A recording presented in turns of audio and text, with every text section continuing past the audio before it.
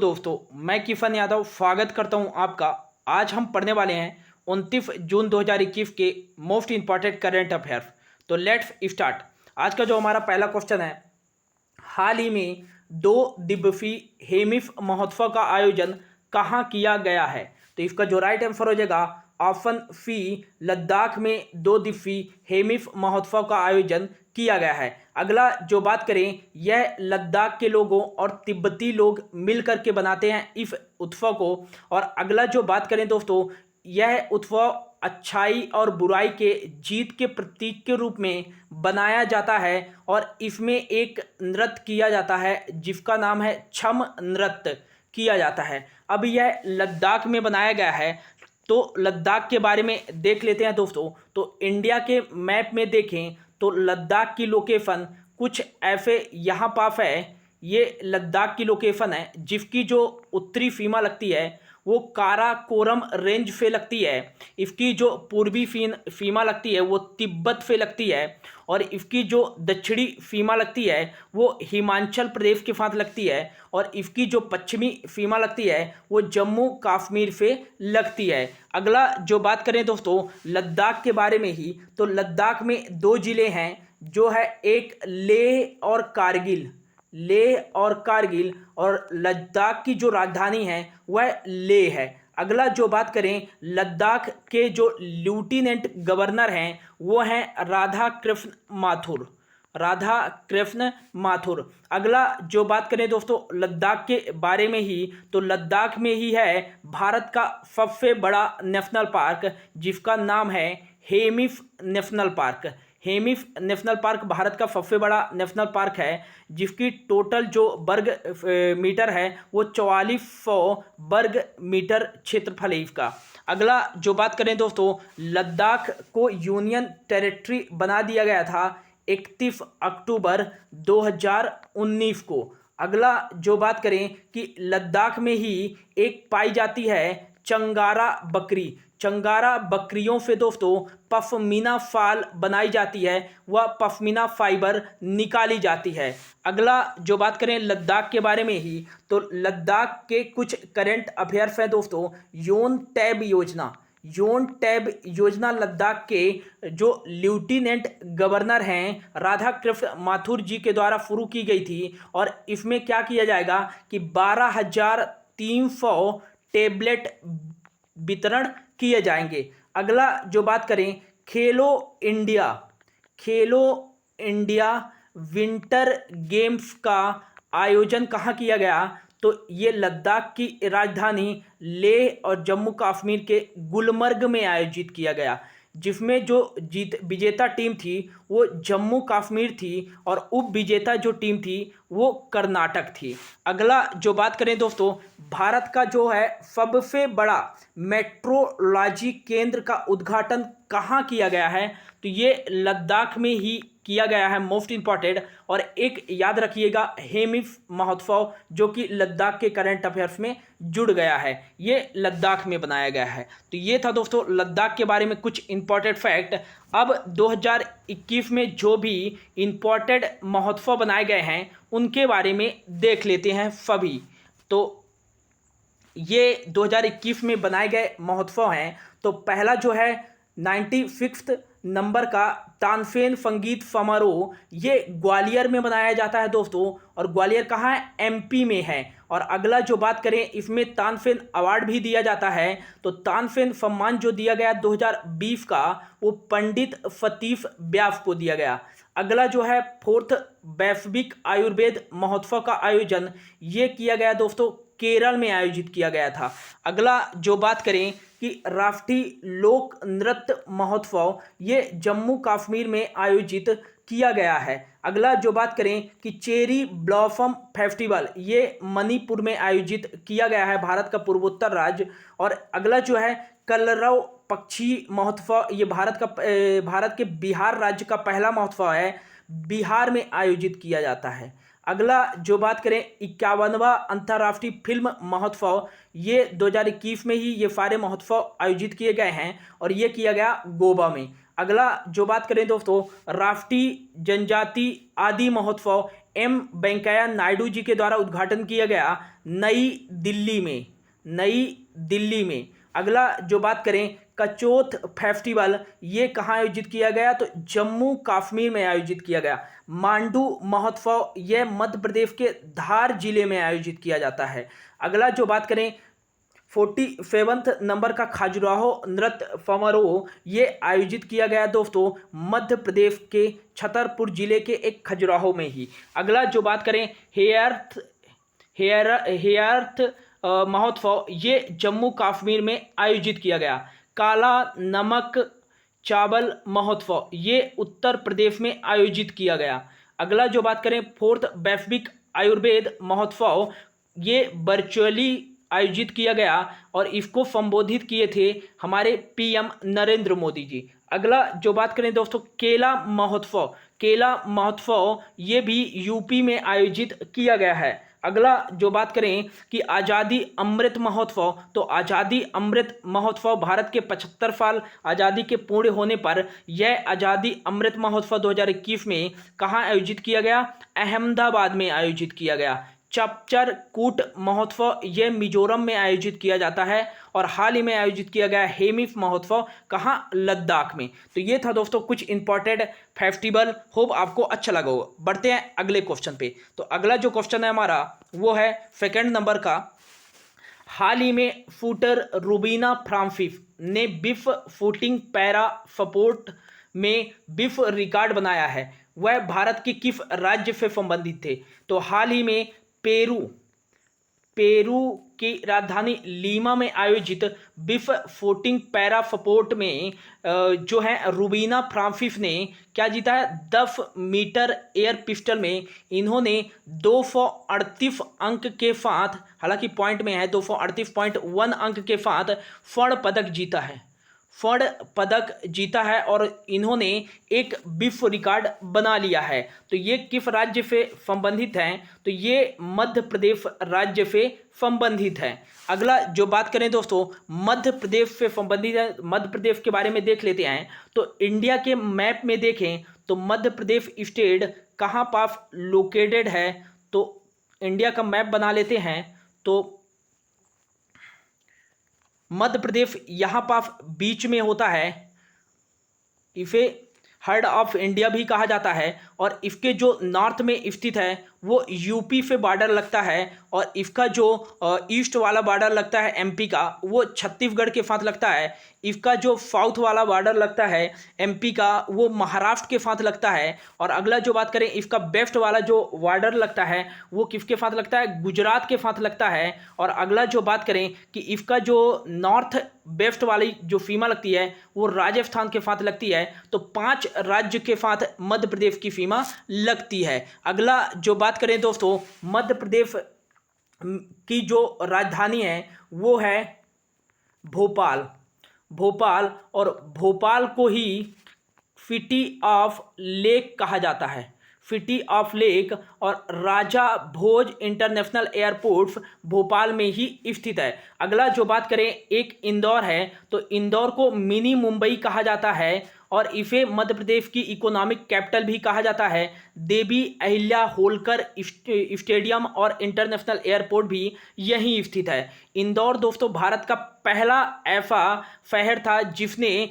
अपने शहर को सैनिटाइज करने के लिए ड्रोन का इस्तेमाल करने वाला भारत का पहला राज्य था। इंदौर में ही डेल्टा वेरिएंट से पहली मृत्यु भारत में इंदौर में ही हुई है। अगला जो बात करें दोस्तों मध्य प्रदेश के बारे में ही, तो मध्य प्रदेश के जो सीएम हैं वो हैं शिवराज सिंह चौहान और यहाँ के जो गवर्नर हैं वो हैं आनंदीबेन पटेल। इनके पास एडिशनल चार्ज भी है, यूपी के भी गवर्नर हैं। अगला जो बात करें कि मध्य प्रदेश का DLR नंबर जो है दोस्तों वह है 522911, मतलब डिस्ट्रिक्ट जो है मध्य प्रदेश में वो 52 है, लोकसभा जो सीटें हैं वो 29 हैं और राज्यसभा जो सीटें हैं वो कितने हैं? 11 हैं मध्य प्रदेश में। अगला जो बात करें कि यहाँ का जो विधान मंडल है, विधान मंडल मध्य प्रदेश का वो एक सदनी है। केवल यहाँ विधान सभा बस है और विधान परिषद नहीं है। विधान सभा और विधान परिषद से मिलकर के विधानमंडल बनता है। तो यहाँ केवल विधानसभा की सीटें हैं, कितनी, 230। एंग्लो इंडियन को हटा दिया गया है। अगला जो बात करें दोस्तों मध्य प्रदेश के बारे में ही, तो मध्य प्रदेश में कुछ यूनेस्को की सूची में साइट शामिल किए गए हैं। कौन कौन से हैं उनको देख लेते हैं। तो फर्स्ट टाइम 1986 में यूनेस्को की सूची में शामिल किया गया था मध्य प्रदेश के खजुराहो के जैन और हिंदू टेम्पल्स को 1986 में पहली बार शामिल किया गया था। अगला जो शामिल किया गया था फिर 1989 में सांची स्तूप को, जो कि रायसेन डिस्ट्रिक्ट में स्थित है, इसको यूनेस्को की सूची में शामिल किया गया था और ये मध्य प्रदेश का दूसरा स्थल था। अगला जो बात करें कि मध्य प्रदेश का तीसरा जो स्थल था यूनेस्को की सूची में शामिल किया गया था, वो था 2003 में भीमबेटका की गुफाएं, ये भी रायसेन डिस्ट्रिक्ट में स्थित है। और अगला जो मोस्ट इंपॉर्टेंट आ जाता है, हाल ही में दिसंबर 2020 में ग्वालियर और ओरछा के किले को भी यूनेस्को की अस्थायी सूची में शामिल किया गया था। लेकिन उससे भी मोस्ट इंपॉर्टेंट हो जाता है दोस्त कि मई 2021 में ही मध्य प्रदेश के दो स्थल को, एक है सतपुड़ा टाइगर रिजर्व और एक है बेड़ा घाट में स्थित लेमटा घाट, जहां से डायनासोर के कुछ जीवाश्म प्राप्त हुए हैं। तो इन दोनों को भी यूनेस्को की संभावित लिस्ट में शामिल किया गया है। सतपुड़ा टाइगर रिजर्व और बेड़ा घाट का लेमटा घाट शामिल किया गया है। तो ये था कुछ इंपॉर्टेंट फैक्ट। और अगला जो बात करें कि अखिल भारतीय कालिदास महोत्सव कहाँ आयोजित किया जाता है, तो ये मध्य प्रदेश के उज्जैन में आयोजित किया जाता है। और उज्जैन क्षिप्रा नदी के तट पर स्थित है, जिसको सिटी ऑफ टेम्पल के रूप में भी जाना जाता है। और यहाँ 12 वर्षों में सिंहस्थ का आयोजन किया जाता है। अगला जो बात करें दोस्तों कि मध्य प्रदेश में ही एक राजधानी भोपाल में लोकरंग फेस्टिवल का भी आयोजन किया जाता है। अगला जो बात करें मध्य प्रदेश के कुछ करंट अफेयर्स, तो मध्य प्रदेश सरकार के द्वारा एक योजना लॉन्च की गई थी, लॉन्च पैड योजना, मध्य प्रदेश के युवाओं को क्या आत्मनिर्भर बनाने के लिए। अगला जो बात करें दोस्तों कि वैध आपके द्वार योजना, वैध आपके द्वार योजना 2021 की ये सभी योजनाएं हैं। द्वार योजना ये मध्य प्रदेश सरकार द्वारा ही लॉन्च की गई है। इसमें एक ऐप के माध्यम से आप डॉक्टर से फ्री में सलाह ले सकते हैं वीडियो कॉलिंग के माध्यम से। अगला जो बात करें अंकुर योजना मध्य प्रदेश राज्य सरकार के द्वारा ही लॉन्च की गई है मई 2021 में। और इसमें क्या होगा कि जो व्यक्ति ज़्यादा से ज़्यादा पेड़ लगाएगा उसको प्राण वायु सम्मान से पुरस्कृत किया जाएगा। इसमें आपको वायुदूत नाम का एक ऐप डाउनलोड करना पड़ेगा। उसमें जैसे आप एक पेड़ लगाते हैं तो उसका पिक इस ऐप में अपलोड करना पड़ेगा। देन 30 दिन तक उस पेड़ की देखभाल करने के बाद फिर से पिक अपलोड करना पड़ेगा। फिर जिला अधिकारियों द्वारा चयन करने के बाद आपको प्राण वायु सम्मान से पुरस्कृत किया जाएगा अंकुर योजना के तहत। अगला जो बात करें दोस्तों मांडू महोत्सव मध्य प्रदेश के धार जिले में तानसेन, जैसा कि हमने पढ़ ही लिया है। और अगला जो बात करें दोस्तों एक और योजना है ग्रामोदय मिशन योजना, ग्रामीण क्षेत्रों के विकास के लिए लॉन्च की गई है। और अगला जो बात करें भारत का पहला ई-वेस्ट क्लिनिक कहाँ खोला गया है, तो मध्य प्रदेश की राजधानी भोपाल में। अगला जो बात करें कि दुनिया का या विश्व का सबसे बड़ा सोलर एनर्जी प्रोजेक्ट कहाँ बनाया जा रहा है, तो ये बनाया जा रहा है ओमकारेश्वर डैम नर्मदा नदी पर और खंडवा जिले में स्थित है, जिससे 2022-23 तक बिजली का उत्पादन शुरू हो जाएगा। अगला जो बात करें दोस्तों एनीमिया मुक्त भारत सूचकांक में मध्य प्रदेश जो था टॉप पे था। तो ये था मध्य प्रदेश के बारे में कुछ इंपॉर्टेंट फैक्ट। और एक याद रखिएगा कि कान्हा, माधव, पन्ना, पेंच, सतपुड़ा, वन विहार, कूनो और एक हो जाएगा ओमकारेश्वर और एक हो जाएगा बांधवगढ़, सतपुड़ा नेशनल पार्क सभी कहाँ स्थित है, मध्य प्रदेश में स्थित है। और एक हो जाएगा नौरा देही अभयारण्य, राला मंडल वन्यजीव अभयारण्य, ये सभी मध्य प्रदेश में ही स्थित है। बढ़ते हैं अगले क्वेश्चन पे। अगला जो क्वेश्चन है, हाल ही में इंडिया स्मार्ट सिटी अवार्ड 2020 का किताब किस शहर ने जीता है? तो ये जीता है दोस्तों इंदौर और सूरत ने टॉप किया है इसमें इंडिया स्मार्ट सिटी अवार्ड में। अगला जो बात करें कि India smart city leadership award 2020 का जो टॉप किया है वो अहमदाबाद ने किया है और फर्स्ट पे जो रहा है वो सेकंड पे जो रहा है वो वाराणसी रहा है। अगला जो बात करें कि इंडिया स्मार्ट सिटी अवार्ड 2020 में सबसे बेस्ट स्टेट का अवार्ड किसे दिया गया है? तो ये दिया गया है उत्तर प्रदेश को और सेकंड पे है एमपी और जो थर्ड पे है वो है तमिलनाडु। और अगला जो पूछ दे कि सर्वश्रेष्ठ केंद्र शासित प्रदेश कौन है इंडिया स्मार्ट सिटी अवार्ड पाने वाला, तो वो है चंडीगढ़। चंडीगढ़। अगला जो बात करें दोस्तों स्मार्ट सिटी मिशन, तो स्मार्ट सिटी मिशन का आयोजन 2015 में किया गया था, 2015 में शुरू किया गया था और इसके तहत स्मार्ट सिटी मिशन के तहत जो पहला शहर शामिल किया गया था इसमें वो था भुवनेश्वर और सेकेंड जो शहर था वो था पुणे और थर्ड जो शहर था वो था कौन सा? जयपुर। और अगला जो बात करें कि 100 सिटी को स्मार्ट बनाने के लिए शामिल किया गया था, तो जो 100वां सिटी था तो वो था शिलांग, मेघालय की राजधानी। अगला क्वेश्चन है हाल ही में देश के वर्तमान अटॉर्नी जनरल के वेणुगोपाल का कार्यकाल कितने साल के लिए बढ़ा दिया गया है? तो इसका जो राइट आंसर हो जाएगा दोस्तों वो हो जाएगा 1 साल के लिए अटॉर्नी जनरल के वेणुगोपाल का कार्यकाल बढ़ा दिया गया है। अगला जो बात करें दोस्तों अटॉर्नी जनरल, तो अटॉर्नी जनरल की नियुक्ति अनुच्छेद 76(1) के केंद्रीय मंत्रिमंडल की सलाहकार पर राष्ट्रपति द्वारा नियुक्त किया जाता है। यह भारत का सर्वोच्च कानूनी सलाहकार होता है और सर्वोच्च न्यायालय में भारत सरकार की तरफ से बैठता है। अगला जो बात करें इसके लिए योग्यता होती है कि सर्वोच्च न्यायालय का न्यायाधीश बनने की योग्यता रखता हो और न्यायालय में या किसी अदालत में 10 साल की वकालत की हो। अगला जो बात करें दोस्तों इसकी जो स्थापना की गई थी अटॉर्नी जनरल बनने की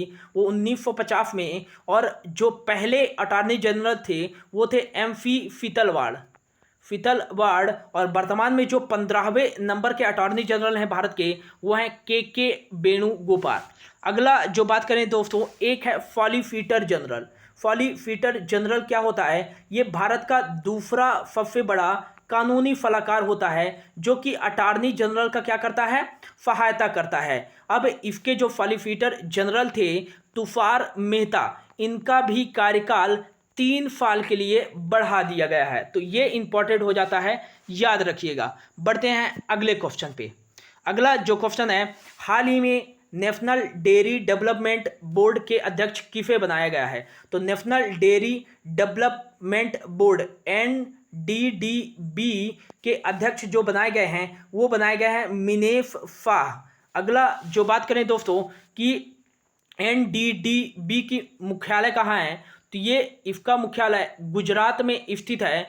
और अगला जो बात करें इसके जो पहले अध्यक्ष थे वो थे वर्गीज कुरियन और वर्गीज कुरियन को दोस्तों फादर ऑफ वाइट रेवोल्यूशन कहा जाता है। और अगला जो बात करें इनके द्वारा ही 1970 में एक ऑपरेशन फ्लड चलाया गया था जिससे दुनिया में भारत दूध का सबसे बड़ा उत्पादक देश बन गया था।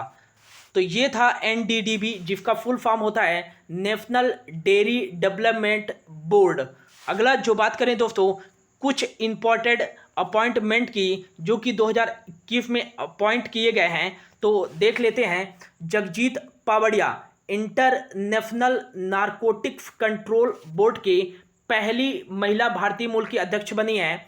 Jagannath Vidyadhar central board of direct tax के अध्यक्ष बने हैं। अरुण वेंकट रमन को दोस्तों यूएफए के वाणिज्यिक मंत्रालय में डायरेक्टर जनरल के रूप में नियुक्त किया गया है। वनीता गुप्ता की बात करें तो यूएफए में भारतीय मूल की पहली एसोसिएट अटॉर्नी जनरल के रूप में नियुक्त किया गया है। नीरा टंडन मोस्ट इंपॉर्टेंट कि यूएफए में ही अमेरिका में व्हाइट हाउस में जॉय बिडेन की वरिष्ठ सलाहकार के रूप में नियुक्त किया गया है। और ये मोस्ट मैं इस पे आईएमपी कर देता हूं, कर लीजिएगा दोस्तों। नरेंद्र बत्रा अंतर्राष्ट्रीय हॉकी महासंघ के दोबारा से अध्यक्ष बन गए हैं। महमूद जमाल कनाडा के प्रधानमंत्री जस्टिन ट्रूडो द्वारा कनाडा के सुप्रीम कोर्ट में नामांकित होने वाले पहले भारतीय मूल के व्यक्ति बने हैं महमूद जमाल। अगला जो है कि जस्टिस अरुण कुमार मिश्रा को national human right commission NHRC का अध्यक्ष बनाया गया है। प्रदीप चंद्र नायर को असम राइफल का महानिदेशक नियुक्त किया गया है। रंजीत सिंह दिफाले को वर्ल्ड बैंक में शिक्षा सलाहकार के रूप में नियुक्त किया गया है। अनूप चंद्र पांडे को भारत का चुनाव आयुक्त नियुक्त किया गया है। चुनाव आयुक्त में दोस्तों भारत के निर्वाचन आयोग में एक होता है मुख्य चुनाव आयुक्त जो कि वर्तमान में है सुशील चंद्रा, और दो होते हैं चुनाव आयुक्त, उनमें से एक है राजीव कुमार और जो दूसरे बने हैं अनूप चंद्र पांडे। अगला जो बात करें, उखना खुरेलसुख को मंगोलिया का राष्ट्रपति नियुक्त किया गया है। इफाक हारजोर को इजराइल के 11वें राष्ट्रपति बने हैं। और एक याद रखिएगा, नेप्ताली बेनेट जो कि यामीनो पार्टी से बिलोंग करते हैं और ये इजराइल के 13वें नंबर के पीएम बने हैं, जिन्होंने लिकुड पार्टी के बेंजामिन नेतन्याहू और इजराइल के सबसे लंबा समय तक कार्यरत पीएम बेंजामिन नेतन्याहू को हराया है। अगला जो अपॉइंटमेंट है दोस्तों, तो सीआईएसएफ के जो महानिदेशक है सेंट्रल इंडस्ट्रियल सिक्योरिटी फोर्स के, वो है सुबोध कुमार जायसवाल, जिन्हें हाल ही में central bureau of investigation CBI का भी महानिदेशक नियुक्त किया गया है। एनआईए के हाल ही में महानिदेशक जो नियुक्त किए गए हैं कुलदीप सिंह को नियुक्त किया गया है नेशनल इन्वेस्टिगेशन एजेंसी, और ये वर्तमान में CRPF central reserve police force के भी महानिदेशक हैं कुलदीप सिंह। अगला जो बात करें, रिसर्च एनालिसिस विंग के जो चीफ हैं वो हैं Samant Goyal. IB investigation bureau के जो चीफ हैं इंटेलिजेंस ब्यूरो के, वो हैं Arvind Kumar. BSF border security force के जो चीफ हैं वो हैं राकेश अस्थाना। सशस्त्र सीमा बल एफएसबी के जो चीफ हैं वो हैं Rajesh Chandra. ITBP Indo Tibetan border police के जो चीफ हैं F Devpal. NSG national security guard के जो चीफ हैं MA Ganapathy. National security adviser जो एनएफए हैं वो हैं अजीत डोभाल। अगला जो बात करें, आईसीजी इंडियन कोस्ट गार्ड के जो चीफ हैं वो हैं कृष्णा स्वामी नटराजन, जिन्होंने हाल ही में ओलिविया ऑपरेशन शुरू किया है। अगला जो बात करें, नेवी चीफ जो हैं admiral Karambir Singh. Army chief जो हैं मनोज मुकुंद नरवणे। एयरफोर्स जो चीफ हैं वो आरके भदौरिया हैं। तो ये था कुछ इंपॉर्टेंट अपॉइंटमेंट।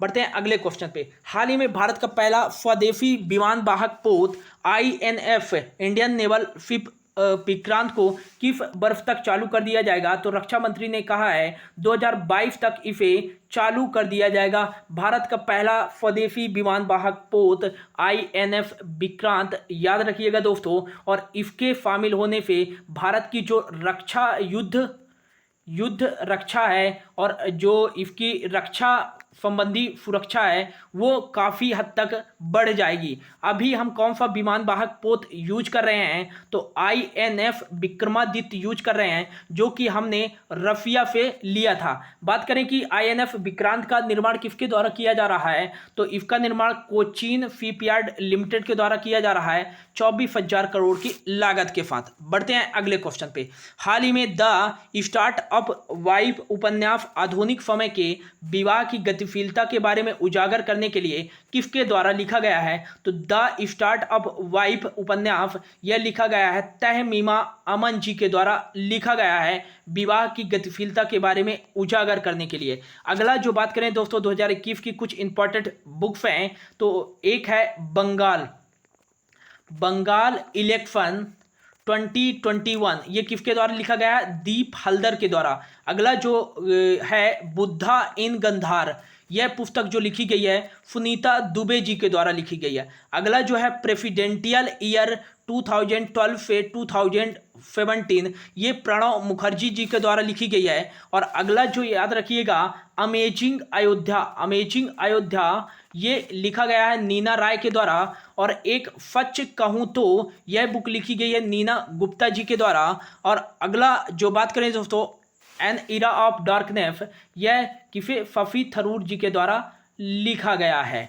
और अगला जो बात करें इट्स अ वंडरफुल लाइफ, ये किसके द्वारा लिखा गया है? रस्किन बॉन्ड के द्वारा लिखा गया है। तो ये कुछ इंपॉर्टेंट बुक्स हैं। बढ़ते हैं अगले क्वेश्चन पे। अगला जो क्वेश्चन है वो है हाल ही में MSME micro small medium enterprises दिवस किस दिन बनाया गया है? तो यह बनाया गया है दोस्तों हाल ही में 27 जून को बनाया गया है माइक्रो स्मॉल मीडियम एंटरप्राइज दिवस। 25 जून को बनाया गया है अंतर्राष्ट्रीय नाविक दिवस। 26 जून को बनाया जाता है दोस्तों मादक पदार्थ के सेवन के और तस्करी निषेध दिवस। 23 जून को अंतर्राष्ट्रीय ओलंपिक दिवस बनाया जाता है। जून के जो अब तक इंपॉर्टेंट डेज बनाए गए हैं उनको देख लेते हैं। तो ये है दोस्तों 1 जून को बनाया जाता है विश्व दूध दिवस। 1 जून को ही बनाया जाता है वैश्विक माता पिता का अंतर्राष्ट्रीय दिवस। 3 जून को बनाया जाता है विश्व साइकिल दिवस। 4 जून को बनाया जाता है आक्रामकता के खिलाफ बच्चों का अंतर्राष्ट्रीय दिवस, आक्रामकता के शिकार हो जाए खिलाफ। अगला जो बात करें 5 जून को बनाया जाता है विश्व पर्यावरण दिवस। और पहली बार 5 जून 1974 को बनाया गया था। और इसकी इस साल की जो थीम थी वो था इकोसिस्टम रेस्टोरेशन। और फोकस जो कंट्री था मेजबान कंट्री वो पाकिस्तान था। अगला जो बात करें कि 6 जून को बनाया जाता है विश्व कीट दिवस। 6 जून को विश्व कीट दिवस। 6 जून को ही बनाया जाता है संयुक्त राष्ट्र का रूसी भाषा दिवस। 7 जून को मोस्ट इंपॉर्टेंट विश्व खाद्य सुरक्षा दिवस। अगला जो बात करें 8 जून को बनाया जाता है विश्व महासागर दिवस।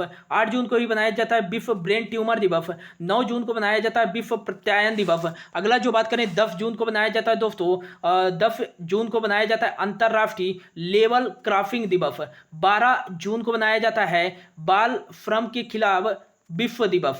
अगला जो बात करें यहाँ पर होता है एक 13 जून लिख लीजिएगा अंतर्राष्ट्रीय एल्बिनिज्म जागरूकता दिवस। 14 जून को बनाया जाता है मोस्ट इंपॉर्टेंट विश्व रक्तदाता दिवस। 15 जून को बनाया जाता है वैश्विक पवन दिवस।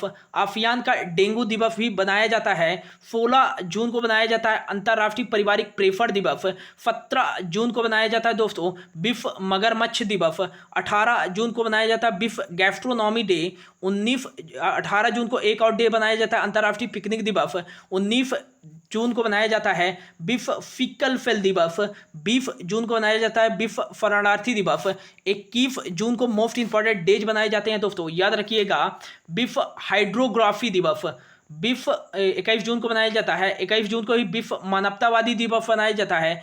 21 जून को ही विश्व संगीत दिवस मनाया जाता है। 21 जून को ही विश्व जल विज्ञान दिवस मनाया जाता है। 21 जून को ही बनाया जाता है अंतर्राष्ट्रीय योग दिवस जिसकी थीम थी योगा फॉर वेलनेस। अगला जो बात करें 23 जून को, तो 23 जून को बनाया जाता है संयुक्त राष्ट्र का लोक सेवा दिवस। अंतर्राष्ट्रीय विधवा दिवस मनाया जाता है 23 जून को ही। अंतर्राष्ट्रीय ओलंपिक दिवस भी 23 जून को बनाया जाता है। 25 जून को अंतर्राष्ट्रीय नाविक दिवस बनाया जाता है। तो ये था कुछ इंपॉर्टेंट डेज। इसी के साथ आज का पूरा हुआ करंट अफेयर्स दोस्तों 29 जून 2021 का। होप आपको अच्छा लगा होगा। Thank you so much for your watching.